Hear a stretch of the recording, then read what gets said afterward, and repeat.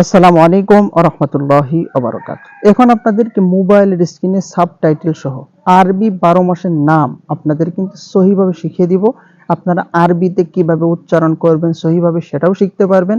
আপনারা দেখতে পারবেন মোবাইলের স্ক্রিনে, এমনকি বাংলাতে কিভাবে আপনারা মুখস্থ করবেন সেটাও কিন্তু শিখিয়ে দিব। কারণ এই আরবি মাস গণনা করা বা হিসাব করা কিন্তু আমাদের মুমিন মুসলমান হিসাবে দায়িত্ব, কর্তব্য। তো আপনি নিজে শিখুন, আপনার সন্তানকে শিখান, আপনার স্ত্রীকে শিখান। তো চলুন আমরা শুরু করছি আরবি 12 মাস। অর্থাৎ আল্লাহ তাআলা কুরআনের ভিতর আয়াত সাজেস্ট করছেন, ইন্না ইদ্দাতাশ শুহুরি ইনদাল্লাহি ইসনা আশারা শাহরান ফি কিতাবিল্লাহি ওয়া মা খালাকাস সামাওয়াতি ওয়াল আরদা মিনহা আরবাআতুন হুরুম। অর্থাৎ সৃষ্টির শুরুর থেকেই মহান রব্বুল আলামিন মাস দিয়েছেন 12টি। তো সেই 12টি মাসের নাম আমাদের মুখস্থ করা কিন্তু আবশ্যক। কারণ এই আরবি মাস গণনা করে করেই কিন্তু বিভিন্ন ইবাদত, অর্থাৎ চন্দ্র মাসের শুরু কখন হলো, শেষ কখন হলো, চন্দ্র মাসের অর্ধেক কখন হলো, এমনকি রমজান মাসের হিসাব, শাওয়ালের চাঁদ, সব কিন্তু জড়িত রয়েছে। তো আরবিতে যদি আপনি এই আরবি মাসগুলো মুখস্থ করতে চান তাহলে সহিভাবে এভাবে করবেন: মুহাররম, মুহাররম, সফর, সফর, আপনি এটা বলতে পারেন সফরুন, এইভাবে বলতে পারেন।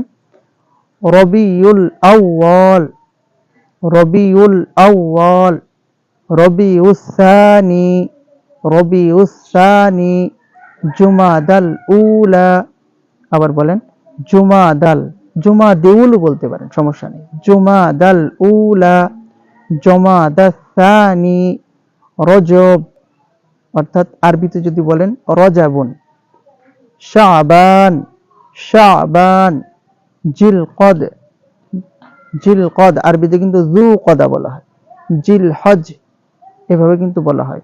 অর্থাৎ মুহররম, সফর, রবিউল আওয়াল, রবিউল সানি, জুমাদাল উলা, জুমাদাল সানি, রজব, শাবান, রমাদান, শাওয়াল, জিলকদ, জিলহজ। অর্থাৎ মুহররম, মুহররমুন, সফরুন, রবিউল আউয়াল, রবিউল সানি, জুমাদাল উলা, জুমাদাল সানি, রজব, রজাবুন, এটা আরবিতে বলতে পারেন শাবান, রমাদান, শাওয়াল, জিলকদ আরবিতে যুকদা, জিলহজ।